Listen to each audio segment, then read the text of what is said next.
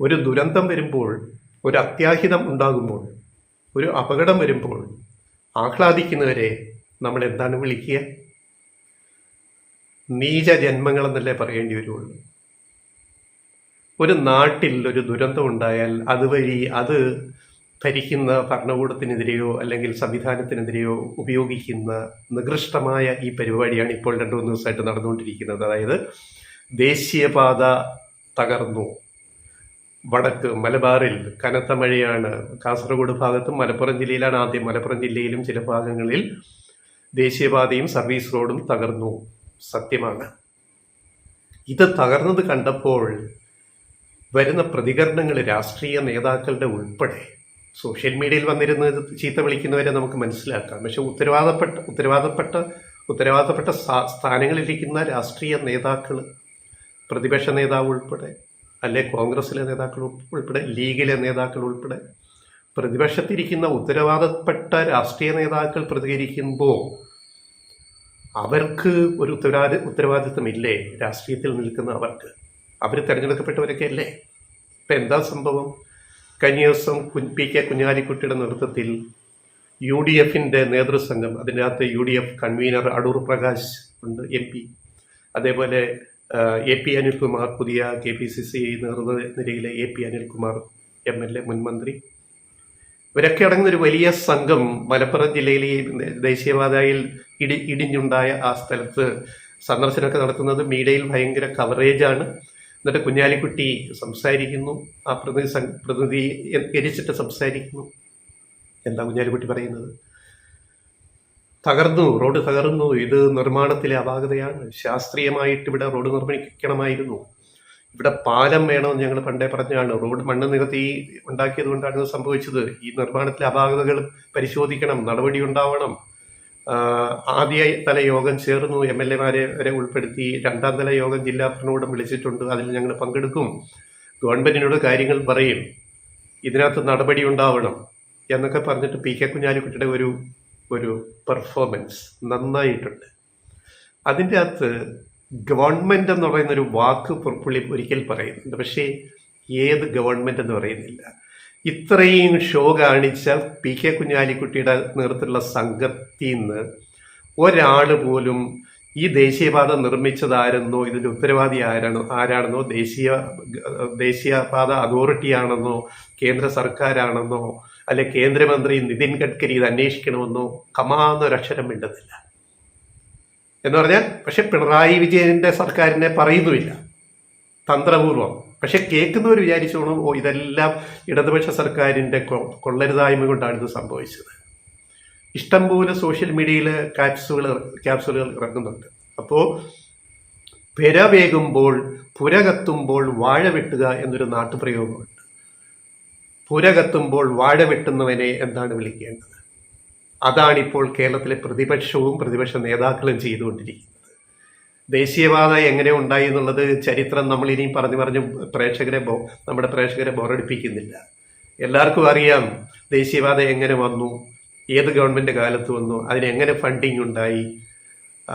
പക്ഷേ അത് ഉണ്ടാക്കി ജനങ്ങൾക്ക് കൊടുക്കുന്ന ഉത്തരവാദിത്വം കേന്ദ്ര സർക്കാരിന്, നാഷണൽ ഹൈവേ അതോറിറ്റിക്കുമാണ് എന്നുള്ളത് ജനങ്ങൾ മനസ്സിലാക്കുന്നുണ്ട്. അതാണ് ഈ ചർച്ച നല്ലതാണ്. ജനങ്ങൾ പിണറായി സർക്കാരിന്റെ 2ാം സർക്കാരിന്റെ 4ാം വാർഷിക വേളയിൽ ഈ വിവാദമാക്കിയത് ഒരു റോഡ് തകർന്നതല്ല, ഒരു പാലം തകരുന്നത് ഒരു വിവാദമാക്കുന്നത് രാഷ്ട്രീയ ലക്ഷ്യം വെച്ചിട്ടാണ്. ആ രാഷ്ട്രീയ ലക്ഷ്യം രാഷ്ട്രീയമായി തന്നെ നേരിടുകയും ചെയ്യും, ജനങ്ങൾക്ക് സത്യം മനസ്സിലാവുകയും ചെയ്യും. ഇവിടെ കേരള PWD അല്ല ദേശീയപാത നിർമ്മിക്കുന്നത് എന്ന് അരിയാഹാരം കഴിക്കുന്ന സാധാരണ മലയാളികൾക്കെല്ലാം അറിയാം. അവരെ തെറ്റിദ്ധരിപ്പിക്കാൻ നിങ്ങൾ ഇനി രംഗത്തിറങ്ങിയിട്ടും കാര്യമൊന്നുമില്ല. PK കുഞ്ഞാലിക്കുട്ടിയോ മുസ്ലിം ലീഗോ UDFോ കോൺഗ്രസോ ഒന്നും ഇറങ്ങിയിട്ട് കാര്യമില്ല. നിങ്ങളുടെ ആവരാണിയിലെ എല്ലാ ആയുധങ്ങളും ഇതായി പോയി, അത് നശിച്ചു പോയി. ഇതിപ്പോൾ അവസാനത്തെ ആയുധം എടുത്തിരിക്കുക. ഇതും അധികം ഓടില്ല. കാരണം ഇവിടെ പിന്നെ അപഹാസ്യരാവുന്നത് ഇവിടുത്തെ പ്രതിപക്ഷവും കേന്ദ്ര സർക്കാരുമായിരിക്കും.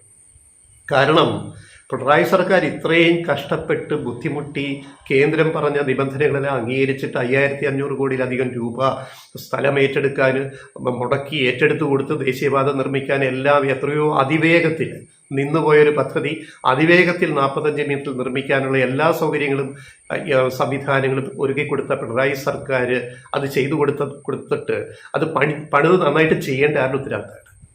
ദേശീയ പാത അതോറിറ്റിയല്ലേ. അപ്പോൾ അതിലെ കരാറുകാരും അതിന് മേൽനോട്ടം വഹിക്കുന്ന എഞ്ചിനീയർമാരും എല്ലാം സത്വമുണ്ടല്ലോ, എല്ലാ ടെക്നോളജി സാങ്കേതിക വിദ്യയും ഉണ്ടല്ലോ ആധുനിക റോഡ് നിർമ്മാണത്തിന്. അത് ഉറപ്പുവരുത്തിയോ? അത് വരുത്തേണ്ടത് ആരാണ്? കേരള PWD ആണോ? കേരള സർക്കാരാണോ? കേരള സർക്കാരിൻ്റെ ഇടയ്ക്ക് പോയി നോക്കിയെന്ന് പറഞ്ഞാൽ അതിൽ ഇടപെടാൻ പറ്റത്തില്ല. അത് അവരുടെ അധികാരപരിധി വരുന്ന കാര്യമില്ല. ഇപ്പൊ കേരള PWD നിർമ്മിച്ച പൊതുമരാമത്ത് വകുപ്പിന്റെ ഒരു റോഡ് തകർന്നാൽ, ഒരു പാലം തകർന്നാൽ നിങ്ങൾക്കത് പറയാനുള്ള ധാർമ്മികമായ അവകാശമുണ്ട്, പ്രതിപക്ഷത്തിനോ അല്ലെങ്കിൽ സോഷ്യൽ മീഡിയയിലോ. എന്താണ് പാലാരിവട്ടം?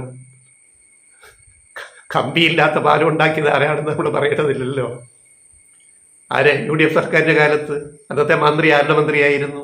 ഇപ്പൊ ഈ ഷോ കാണിച്ച സാക്ഷാൽ കുഞ്ഞാപ്പയുടെ PK കുഞ്ഞാലിക്കുട്ടിയുടെ പാർട്ടിയിൽപ്പെട്ട മന്ത്രിയായിരുന്നല്ലോ അന്ന് PWD മന്ത്രി. കമ്പിയില്ലാതെ എങ്ങനെ പാലം നിർമ്മിക്കാമെന്നുള്ളതിന്റെ പഞ്ചവടി പാലമാണ് പാലാരിവട്ടം പാലം എന്ന് ജനങ്ങൾ കളിയാക്കിയത് എന്തുകൊണ്ടാണ്? അത് പുനർനിർമ്മിച്ചത് ആരാണ്? ഏത് ഗവൺമെന്റാണ്? മറന്നുപോകരുത് ചരിത്രങ്ങൾ, സമീപ ചരിത്രങ്ങളാണ് മറന്നുപോകരുത്. വെറുതെ നാണം കെട്ടുപോകും. കമ്പിയില്ല പാലം പാലാരിവട്ടത്തുണ്ടാക്കിയ UDF സർക്കാർ, അതിലെ പൊതുമരാമത്ത് മന്ത്രി മുസ്ലിം ലീഗിലെ മന്ത്രി, പേരറിയാമല്ലോ, ഞാൻ പറയാതറിയാമല്ലോ. ഇതൊക്കെ മറന്നിട്ട് വെറുതെ വിടുവായത്തം വന്ന് രാഷ്ട്രീയ നേതാക്കളും മുസ്ലിം ലീഗ് നേതാക്കളും കോൺഗ്രസ് നേതാക്കളും പറയരുത്. അത് അറിയാമല്ലോ. അപ്പൊ അതുകൊണ്ട് ഈ ചർച്ച LDF കൂടെ ചെയ്യും. ഇപ്പൊ ഈ റോഡ് തകരണമെന്ന് LDF ആഗ്രഹിച്ചിട്ടില്ല. റോഡ് നിർമ്മാണം നന്നായിട്ട് നടക്കുന്നുണ്ടെന്നാണ് ധരിച്ചിട്ടുള്ളത്. പക്ഷേ വീഴ്ചകളുണ്ടെങ്കിൽ. പിന്നെ ഒരു കാര്യം കൂടെ പറയാം. പ്രകൃതിയുടെ സ്വഭാവം, കാലാവസ്ഥ മാറി, പ്രകൃതിയുടെ സ്വഭാവം മാറിയിരിക്കുന്നു. അത് നമ്മൾ കാണണം.